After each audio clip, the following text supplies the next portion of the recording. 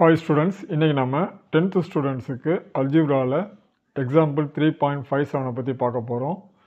இப்போ கொஸ்டின் என்ன கொடுத்துருக்கான்னு பார்க்கலாம். If a matrix has 16 elements, what are the possible orders it can have? இதுக்கு நம்ம இப்போ சொல்யூஷன் பார்க்கலாம்.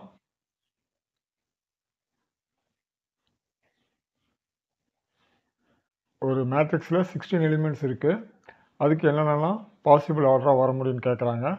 ஸோ 16 நம்பருக்கு என்னென்னலாம் ஃபேக்டர்ஸாக வருமோ அதெல்லாம் பாசிபிள் ஆர்டராக வரும். இப்போ பாருங்கள், 16க்கு என்னென்னலாம் ஃபேக்டர்ஸ் வரும். 1 16 வரும். அப்புறம் இதையே நம்ம திருப்பி போட்டுக்கலாம். 16 1, அப்புறம் 2 8 போடலாம். இதே நம்ம திருப்பி போடலாம். 8 2, அதுக்கப்புறமா 4 into 4. ஸோ இதெல்லாமே possible orders. So possible orders R